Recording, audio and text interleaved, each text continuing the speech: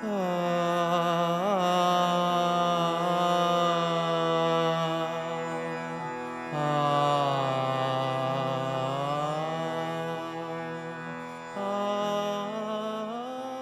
third series of Amplify Voices of Global Majority, focusing on the roots of yoga.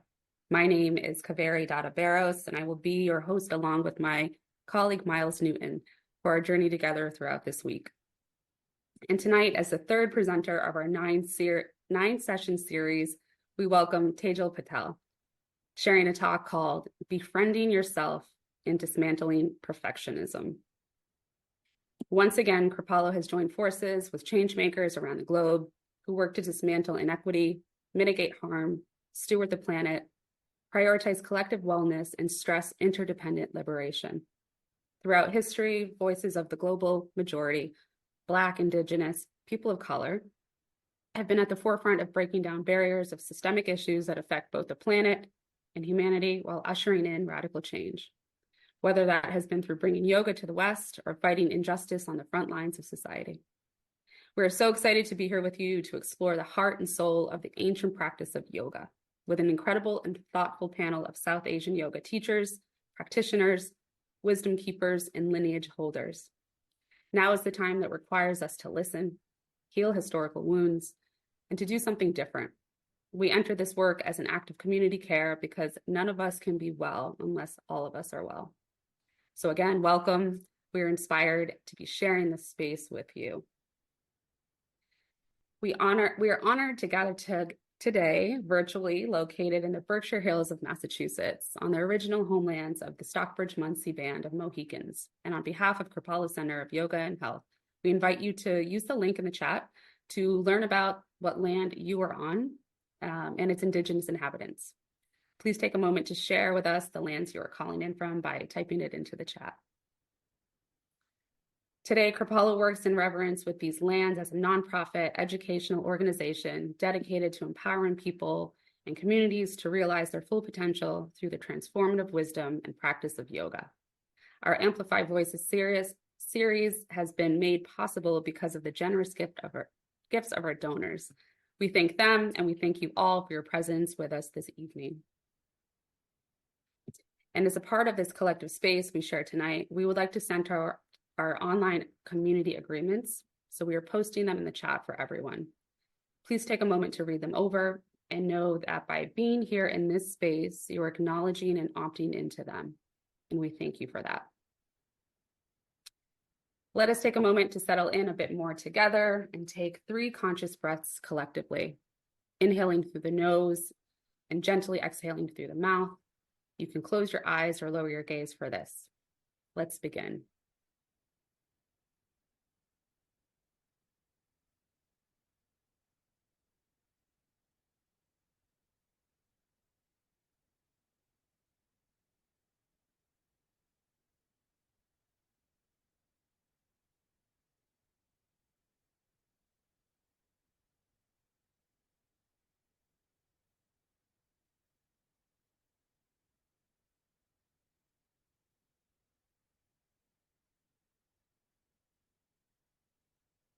Thank you all.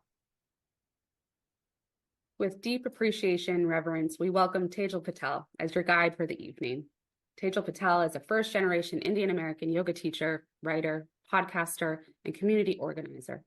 Tejal's aim is to educate and empower individuals and groups around the world to practice yoga holistically and through a social justice equity lens. Tejal can be found decolonizing wellness with the revolutionary Tejal Yoga Online, a primarily South Asian teacher-led yoga space with ABCD Yogi, interactive community, an online hub for healing and learning, as well as through the Yoga is Dead podcast, ebook, and signature cultural appropriation training.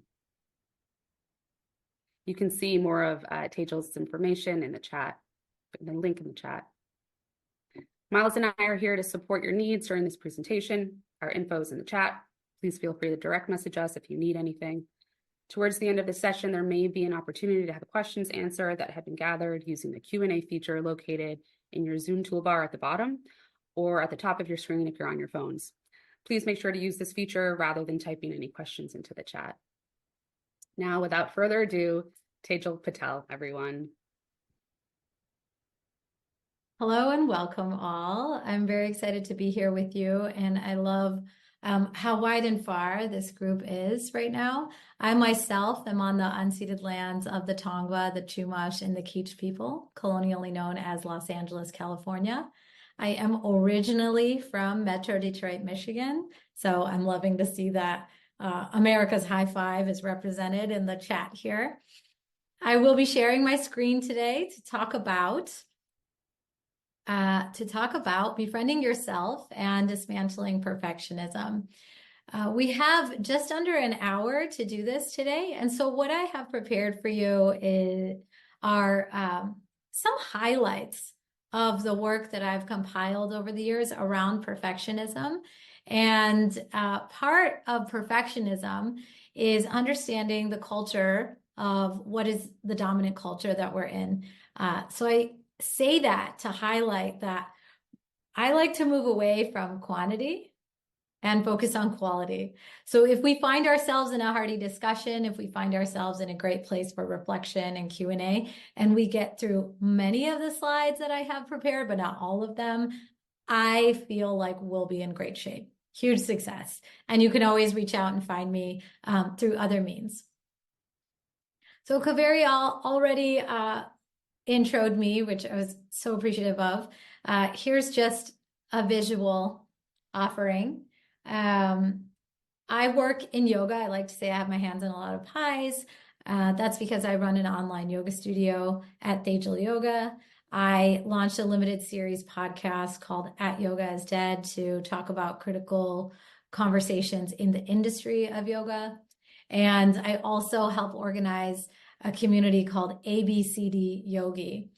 ABCD is a little bit of a cheeky, almost insulting way to categorize those of us who are South Asian, but in the diaspora, not living and born in South Asia.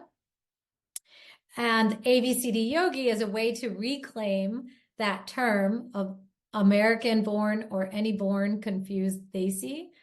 Desi being a word to intimate a South Asian person. And for ABCD Yogi, it's a way to reclaim it as any born conscientious Desi Yogi. So this is where you can find me, and I also love supporting organizations that are like-minded with the work that I do with teaching yoga and also educating in this way.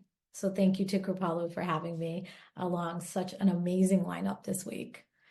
I always pause to find out where everyone else is at, but I love that we've already done that. So please feel free to keep introing yourself in the chat. I'm keeping one eye on it as best I can. And then I have the support of Miles and Kaveri as well. As we move forward tonight, I wanted to offer some agreements and then invite everyone in the room to co-create by adding to this list or adjusting or creating another offering around our community tonight. These agreements have been modified from a group called the Northeast Sustainable Agriculture Working Group, which is a group that is committed to a fair and just food system. So much of this language is borrowed and then edited from those agreements. And I think that's just a wonderful reminder of how many different ways we can move through the world that actually touches on building community, strengthening relationships, and essentially fortifies what we know about yoga. Some of these agreements I'll just highlight: to be curious, open, and respectful. In a cute way, throw sunshine, not shade. I encourage you to take care of yourself, if that means stretching, standing, taking a sip of something, using the restroom, and coming back. You have all the freedom in the world to do that. When you share, if you share in the chat, please do speak from a place of confidentiality, not sharing for others, which relates to this last note here. Share of yourself, if possible, and speak from your own experience rather than using we all generalizations. Let us do the best we can to center underestimated or marginalized community as we are in Amplify and talking about the roots of yoga. Within yoga in the West, one of the marginalized or underestimated communities is the South Asian community. And then within the global population, oftentimes people of the global majority or Black, Indigenous, and other people of color are the underestimated or marginalized community. So my request is that we make an agreement that we center the communities. And then I like this one. It makes me think a little, where am I at today? How am I feeling now? The take space, make space note here invites us to lean into a different practice that might not be our primary way of being. So if we are often the first one to raise our hands or drop into the chat or invite a bunch of questions, how can we lean into potentially a different practice and maybe flip the script and use that to be more introspective, or change, if we are usually typically introspective, to offer up thoughts and ideas into the chat for this community. So if there's anything you're adding, you can go ahead and drop that into the chat, and I'll again keep an eye on that.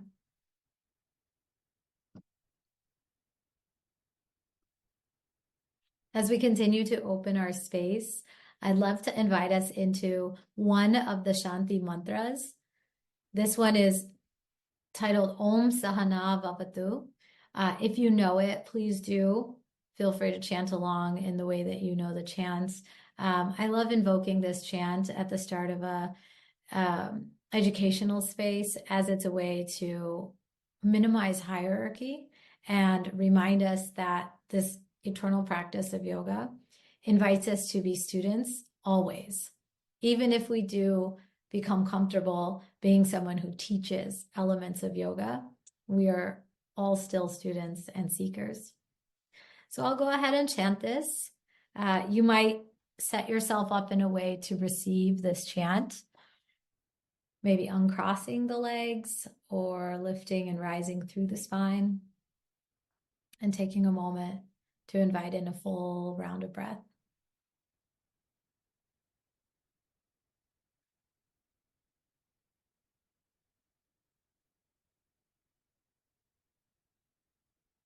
Om Sahana Vavatu, Sahana Bhunaktu, Saha Viryam Karavavahai, Tejasvinavaditamastu ma vidvishavahai.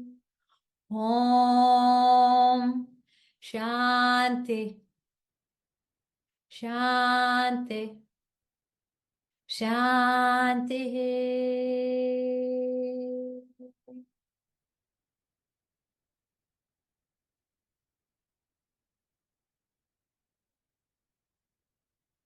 Om, may we all be protected.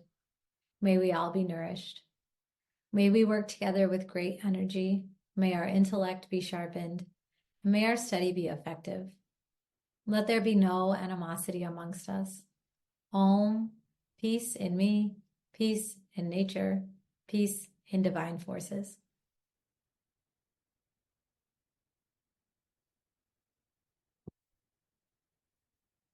Thank you for taking in that chant with me.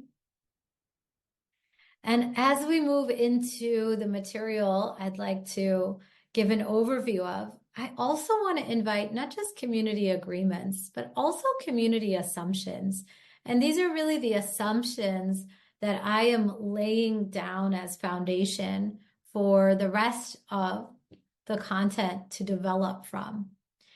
And these assumptions help us to have shared framework for this time, so that the rest of the material that I offer can build from this place. So when there is a question as to why, we might look back to these assumptions for clarity and then expand upon that with the content that I'm offering.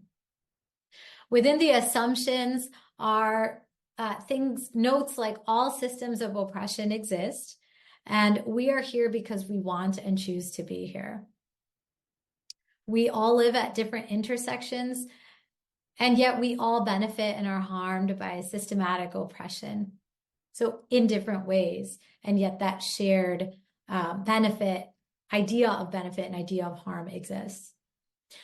For our purposes, and for most purposes, it's not useful to argue which system is worse than the other, because underlying principle is that all systems exist and are interconnected. Dismantling system of oppressions benefits everyone because of the same reasons that it harms everyone.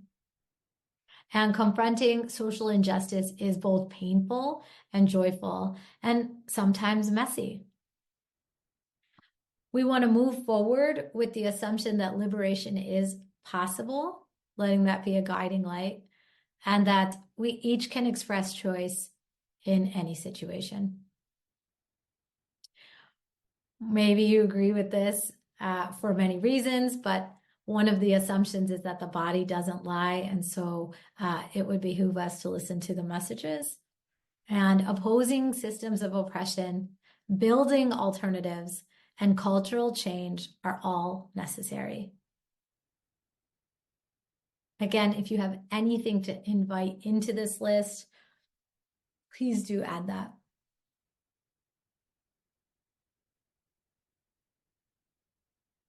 For the rest of our time, we'll do our best, and I'll do my best, to offer us a brief review of some of the Bhagavad Gita's teachings, the Bhagavad Gita being a philosophical text that can be used to refer to different types of yoga and understandings on the path, the spiritual path of yoga. Bhagavad Gita is Sanskrit, an ancient living language out of South Asia and India, that can be translated to the Song of the Divine.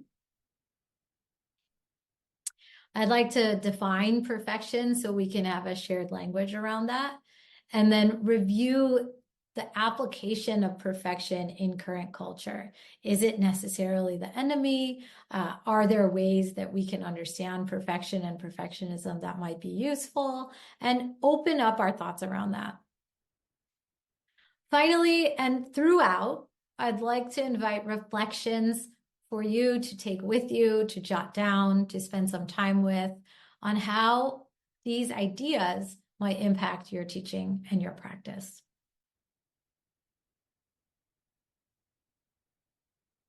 So we've gone through our welcome. This is a little late to even have the welcome in here, but let's look at this last note here. If you can think back, when was the last time you were held to a standard of perfection in yoga? And I'd love for you to be able to drop that into the chat. If you're not quite sure what that means, you can take a shot at it. And if you'd like to pass on that, you're welcome to as well. But for those who wish to, please drop in the last time you were held to a standard of perfection in yoga. I'll share as you're typing. This is a general experience I've had. It's not necessarily the last time, but when I tell people who aren't necessarily well-versed in the work that I do within yoga, that I teach yoga and that I practice yoga and I'm run an online studio, people often say to me like, oh, so you can do all that flexy bendy stuff, like handstands. And I have to sit with that because not necessarily is the answer no, but I also want to not just shut someone down, but invite like a warmth around that. So that's always an interesting question because it seems so innocuous, but it's actually so far from what I would love people to understand about yoga. That's going to be my example today. And then I'm seeing what's coming in the chat. Yeah, and really just thank you all for being very open about this. Some of the examples that are dropped in actually relate to the spaces that you might be practicing a type of yoga.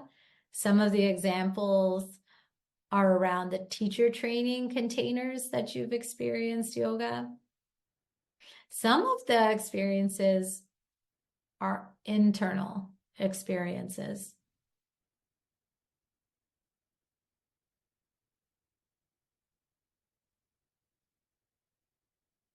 So we do have like a lot of variety here. And then we also have people that are sharing they've never experienced that. That just has not been their experience. So thank you all for opening up a little bit in the chat.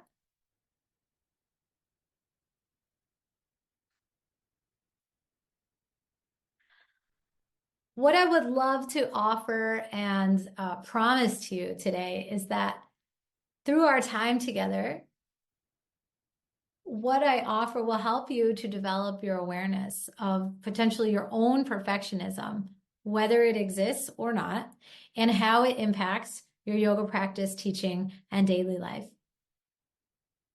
We'll use the spiritual text of the Bhagavad Gita to offer context to our own thoughts of perfectionism and how that might intersect with our desires to join and or transform modern wellness, right? Reading through some of these experiences, there might be this idea that I don't want to reenact that. I don't want to replicate that. Or I've never experienced that, so I want to keep that going in my communities or in my interactions around yoga. So how possible is it to completely remove perfection or perfectionism from yoga? In the Bhagavad Gita, in chapter 6, phrase 2, we have some thoughts on this. What is called renunciation is the same as yoga, of linking oneself with the Supreme. For no one can become a yogi unless he renounces the desire for sense gratification. So taking a moment with this, I want to invite us to reflect, how possible is this? And also, in this shlok, right, in this piece of the Bhagavad Gita, there is a use of the word supreme. And we see that the use of the word supreme can be interchanged with Krishna, can be interchanged with Lord, can be interchanged with the all-knowing one, the all-seeing one. And I want to invite us into a definition of supreme or the supreme that works for you, that is already part of your life and your practice, that is the feeling of closeness that you get or concentration that you get, that is the beauty of the essence of the practice for you. When we think about how possible this is, I might question, is it possible for us to renounce the desire for sense gratification? And sense gratification here is fulfillment of our senses. So not just using our senses, but actually enjoying what our senses experience, what we see, what we taste, what we touch, what we feel, what we hear.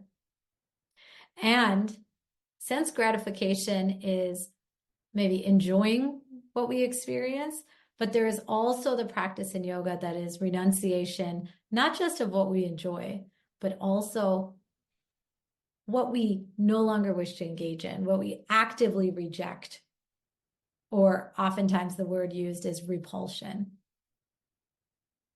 So raga or dvesha. How possible is it to achieve this yoga practice?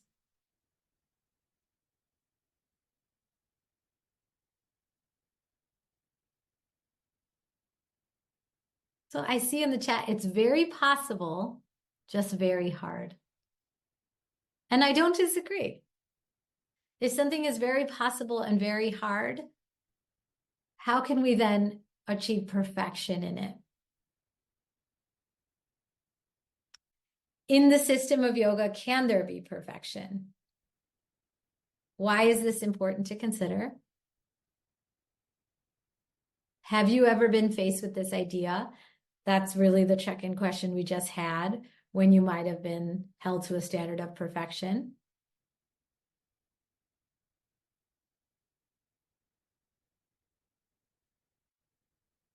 So let's think about the first question.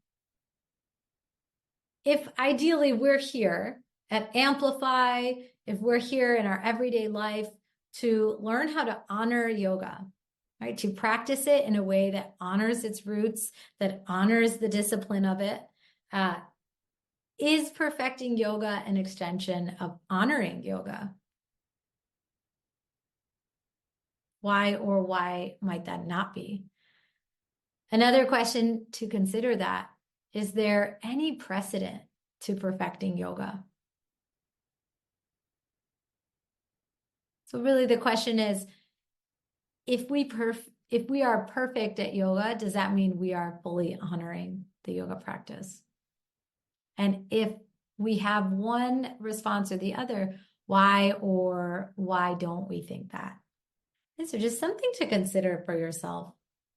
On a personal level, there's something very natural about doubt and unease, right? These are indicators in our body that tell us something might need attention, something might need shifting, right? When we yawn, for example, it's just our body's way of releasing some stress and some pent-up energy. So in mindfulness practices, in fact, recognizing the presence of your thoughts or feelings allows us to experience the moments when we are no longer in recognition of thoughts or feelings, right? So knowing something is present also allows us to know when it is not present. So experiencing doubt and unease is a great way to know when doubt and unease are no longer present. So if we were consistently perfect at yoga, we would never experience anything other than equanimity or balance or harmony, right?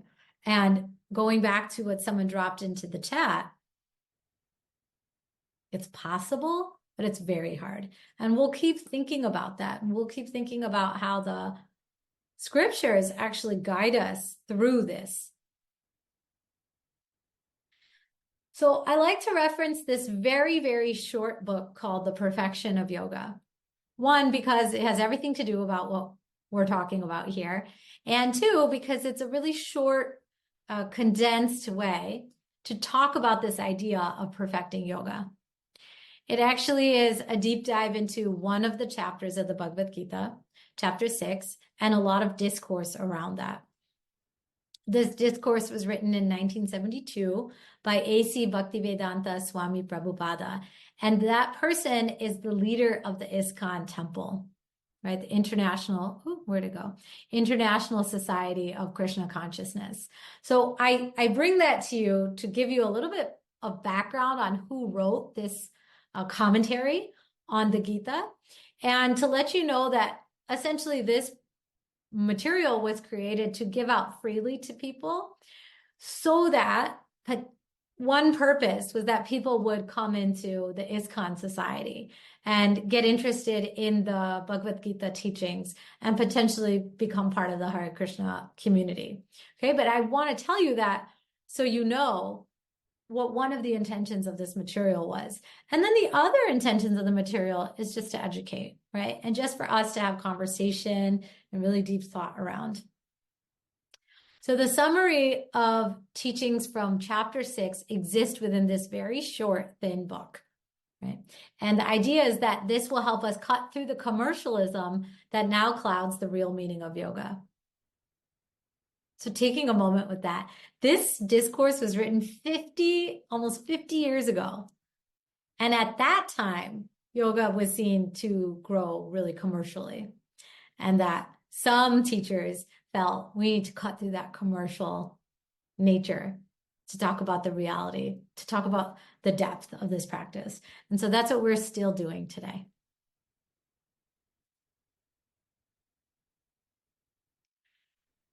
In this commentary, in this part of the Gita, two best friends, I like to say it's a conversation between two besties. So two best friends are having a chat. But one of them is a warrior and trying to navigate a really tricky situation where they're at war with parts of their family and community. And they're looking for counsel from their best friend who knows a lot more, has been in practice a lot longer, is said to have all the answers, see everything, and be able to assess with equanimity or with balance. So Arjun, who's in conflict in his mind and his body, asks his friend, how can I manage? And his friend, who is Krishna, shares all about the system of yoga. Arjun's immediate response is, here's that you need to sit down, keep your body straight, the eyes need to be half closed, the gaze needs to be at the tip of the nose, right? You cannot divert your attention for a moment. It needs to happen in a secluded place. Arjun expressed sincere doubt and resistance to the practice. Something we just discussed was supernatural, very natural way to emote and to question. One might think that Arjun was a little too defensive here, right? But sometimes we need to work through what's coming up for us in order to be able to see what's possible.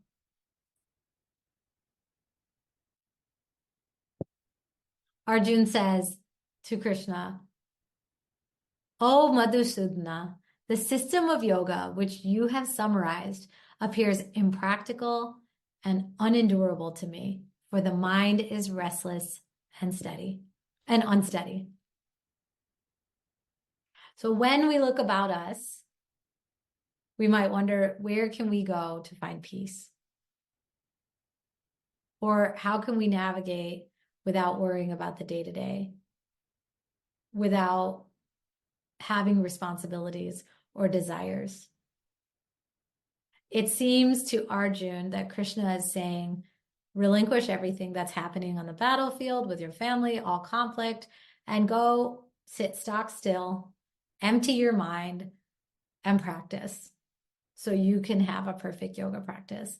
And immediately Arjun responds with, not happening, friend.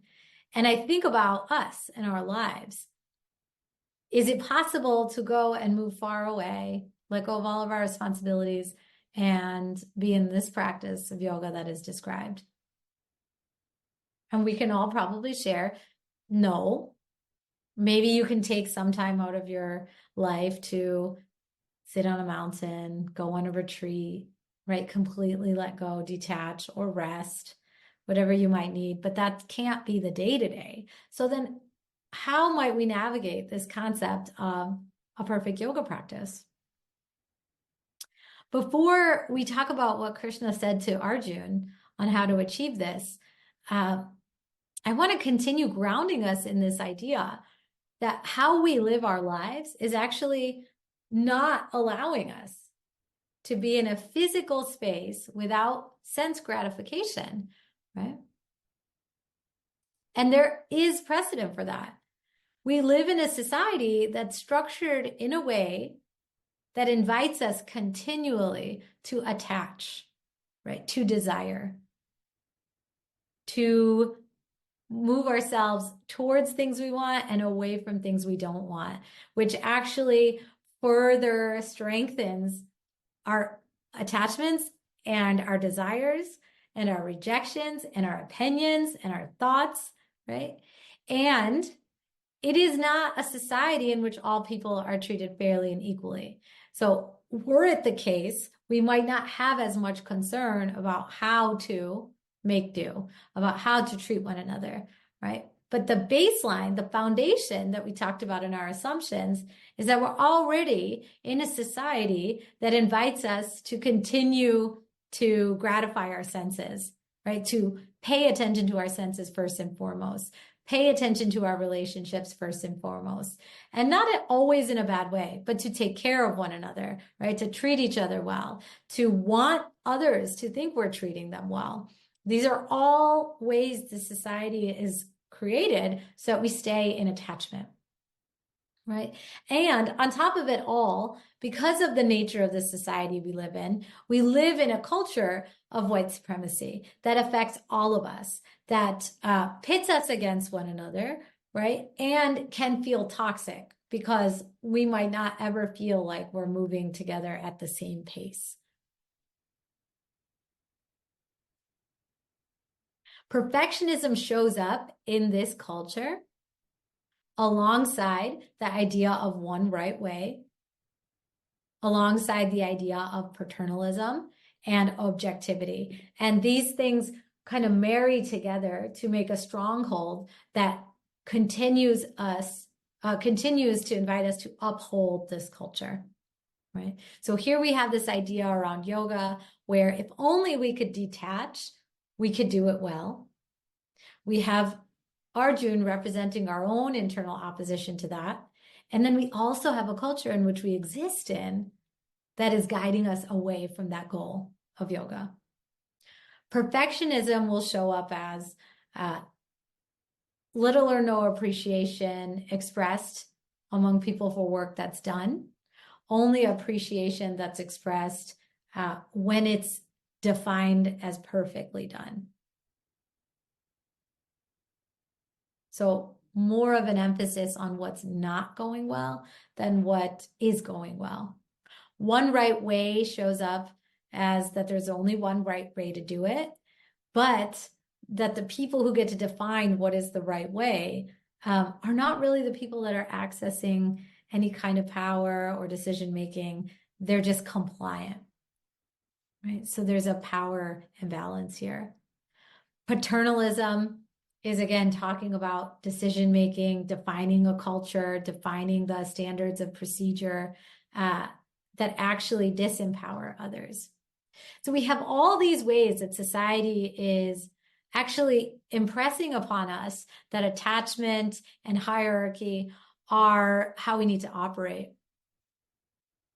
So further to that, and further to us considering how then do we relate this to the Gita's teaching is something that can help us illuminate and break free from the culture, right? Break free from this idea. There is no relationship between perfectionism and excellence, meaning we can treat each other excellently. We can hold ourselves towards our own standards of love and excellence without falling into the trap of perfectionism and inadequacy that then results. So when we think about being perfect or performing perfectly, the question that we want to invite ourselves into is according to whose definition of perfect? Who gets to decide what perfect is? And if we have lost the ability to decide for ourselves, then we'll constantly be chasing the idea of perfect. White supremacy culture, the culture that we live in, uses perfectionism to preserve power and the status quo. So it tells us that if nothing's changing, that's good. That means things are going well. But when we look more closely at how we might wish to disrupt these structures or that status quo, and we look more closely at our own perfectionism, we see that a perfectionist tendency is in service to our own power of holding ourselves back, not realizing the essence of what occurs when we are deep in our practice, when we're able to listen to intuition and be guided by something that is unobstructed by external forces like the culture we live in. So something I like to go into pretty deeply in longer presentations is how we might interpret perfectionism through the use of graphic art, through creative writing, through breakout rooms and our own discussion of experience. But here we have a comic, and we'll do the comic today. And as you look at this comic, you might start to consider how it might relate to your own yoga practice, your own teaching, your own idea of perfectionism in daily life. So quickly, I'll interpret this. Here we have on the upper left, someone I like to call Ponytail. Ponytail is pointing up a hill to the top of the hill at a shining flag and says, if I achieve that goal, then I am worthy of love. And then we find out Ponytail's not actually alone. Stripes is with Ponytail. And Stripes says, oh, but I already love you.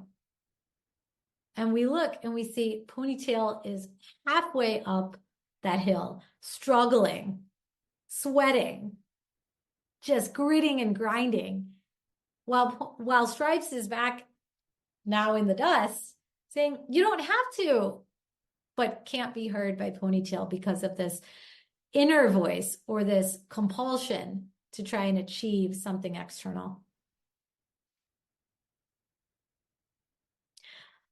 This is demonstrating to us that our inner voice can be so much louder and directive than even the community of care we might have built up around ourselves or we might be in.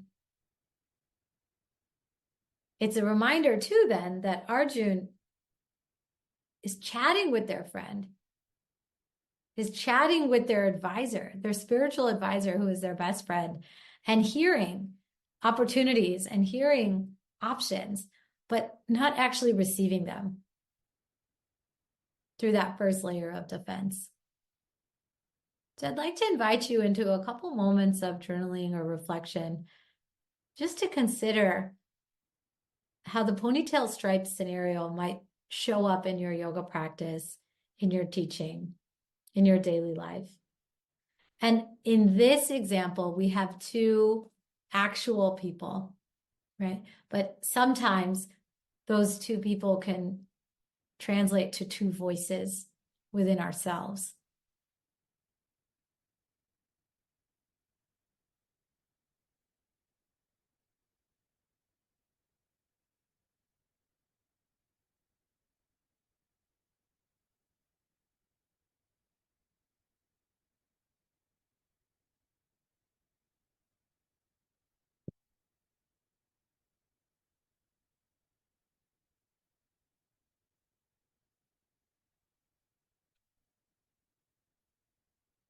So let's go back to remembering what Arjun had said upon hearing about the system of yoga. Arjun said yoga was impractical and unendurable, for the mind is restless and unsteady.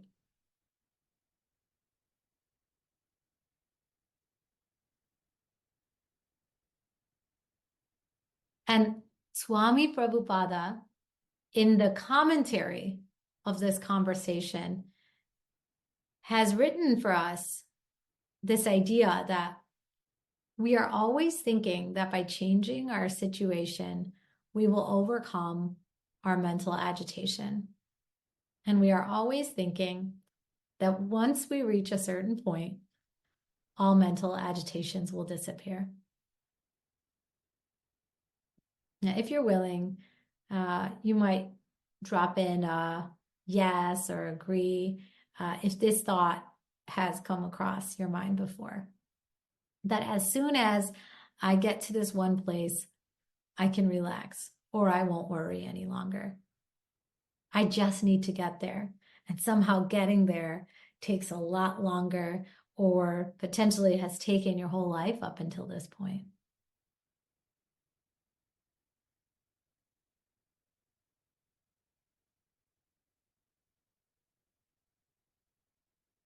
That's right. And we can fall into this trap and play a lot of mental gymnastics around why this might be the truth, right? But one example I have of this for myself is looking back on all of my asana practice. And there was a point in time where I could not do the lift in the shoulder balance of crow pose. And now I'm in a point in time where I can, and I can probably hold that for 30 seconds, maybe 45 before I'm just like, why am I even doing this still? And then I stop. But I look at those two periods and it's not clear in my mind the moment when that changed. Because the moment of getting to that point or getting there, quote unquote, just kept being a moving target. So that even though the goal was achieved, I had not allowed myself to be in recognition of it. So I can look back at that and explain it, but it's still not going to be a moment in which I know when that happened. And so what I work on continually is trying to be really mindful of what's happening in the moment so that I can be present to the experience. I can take it in as something that has occurred. If it needs to be celebrated, celebrate it. If it needs to be adjusted, adjust it. But avoid that idea that Swami Prabhupada is guiding towards, right? That we continually move that point so we are in constant service of the grind.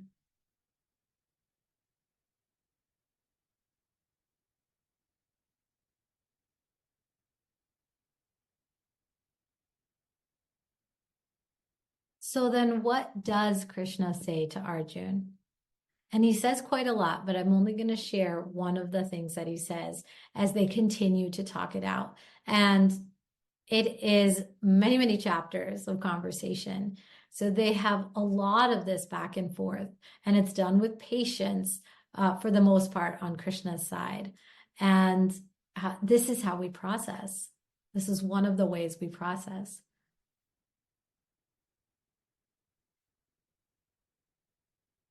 Krishna says not to worry, my friend. When the yogi engages themselves with sincere endeavor in making further progress, being washed of all contaminations, then ultimately, after many, many births of practice, they attain the supreme goal. And so we heard this in the chat already, which is like, it's possible, but it takes a long time. And the idea of abhyasa in the yoga practice, of having faith in the commitment to the practice, is one of the early teachings, right? How can we have faith and commit to our practice? Because what we are told is that it will take many, many lifetimes. It will take many, many ego deaths.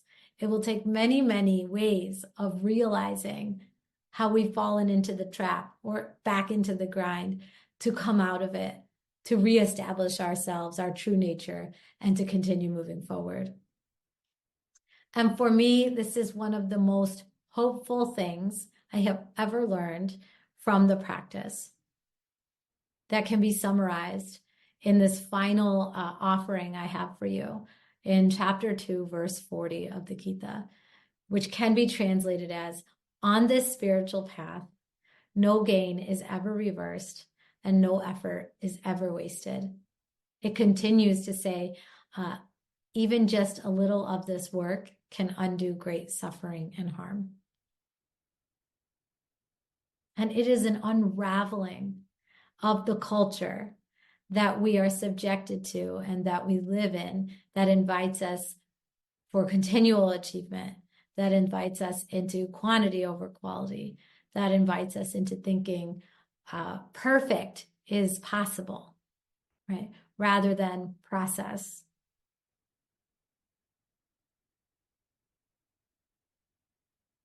So that's really a distillation of some of the ways we can deep dive into this conversation and investigate, how it might show up, discuss what details are embedded into the culture of yoga in the West that is actually part of the greater culture, how there are different ways and layers of oppression that exist on the personal level, the interpersonal, the cultural level, and the institutional level. And we could really talk for hours, right? But I'd like to put a pin in it here as we have just a few minutes left.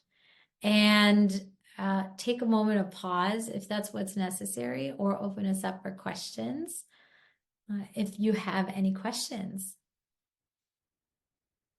Thoughts are welcome too.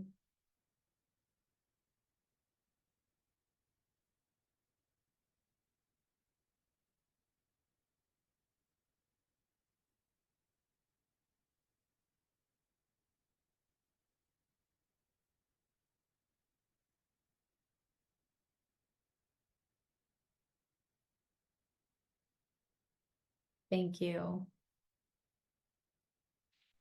Yeah, we have comments coming in the chat.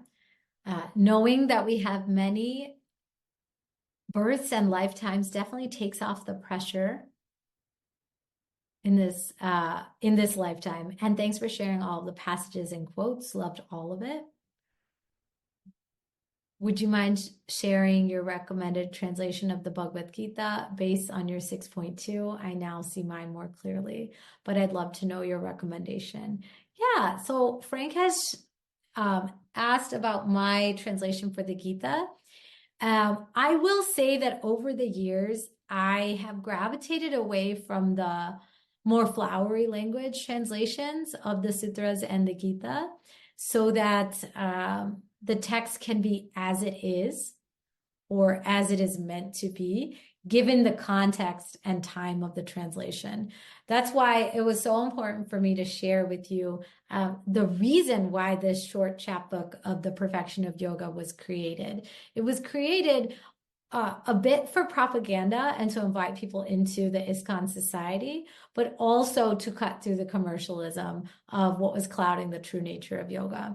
So my Gita translation comes from Swami A.C. Bhakti Prabhupada, and you'll see it's called Bhagavad Gita as it is. There are many, many translations, so I just encourage you to find maybe a translation that is of a diverse pick from what is already in your yoga bookshelf. And that's something that I like to invite people to do. Do all of the authors have something in common? Do they all come from a similar school of thought? And if so, how might we invite ourselves to go a little bit wider and broader?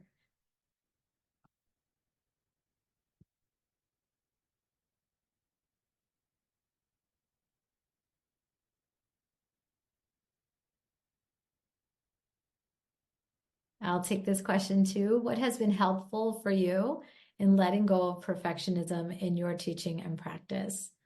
Well, Caitlin is asking this question, and I just want to share that, in fact, for me, diving into the different definitions around perfectionism has been really helpful to know which is one that I might find myself gravitating towards, and then spending some time reflecting on why that's possible, where it showed up in my early childhood, and how have I kept that thread alive, maybe that cycle or pattern of behavior alive through different means and different practices.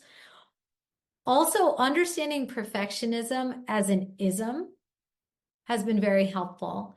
Whenever we add the ism to something, it changes its original intention and meaning. To do something perfectly is very different than doing something through a perfectionist mindset or from a lens of perfectionism.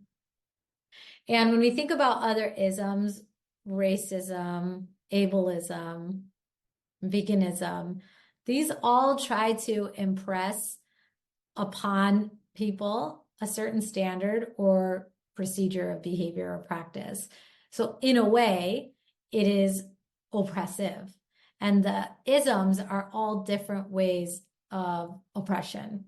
So understanding that had been really helpful for me in understanding how I might have fallen into the trope of what is yoga every damn day, or feeling bad I didn't get on my mat or spend 5 minutes in a quiet sit today. And then also this verse that I'm showing here, chapter 2, verse 40, that has been so brilliant for my practice, that knowing that no gain is ever reversed and no effort is ever wasted, even if I feel that way, that is not the fact.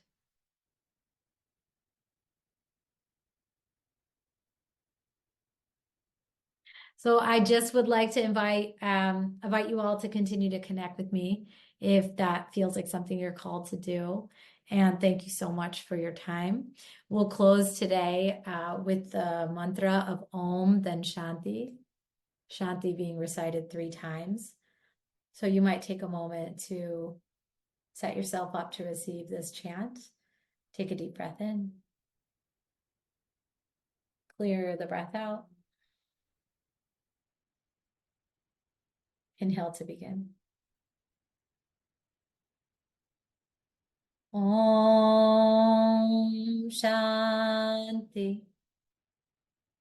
Shanti. Shanti.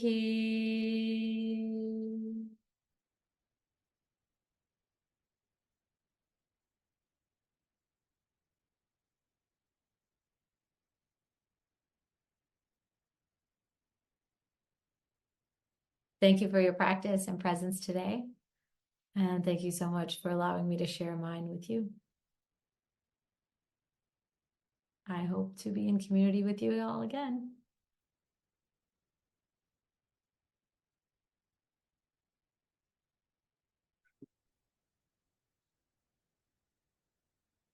Thank you, Tejal.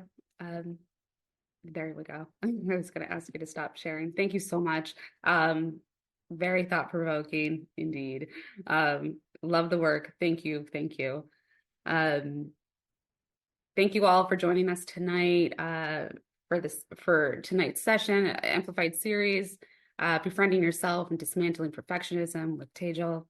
And a special thanks to Tejal and our donors for supporting this 3rd year of Amplified Voices of the Global Majority series. And thanks again to you all for your presence with us online. Your support is vital to our Amplify series. Together, we uplift voices of the global majority dedicated to dismantling injustice and nurturing our planet. Your donations power this transformative work. You can head to the link in the chat to get more information about supporting Kripalu's efforts in this work. Again, thank you so much, Tejal, and thank you, everyone. Until then, be well and amplify.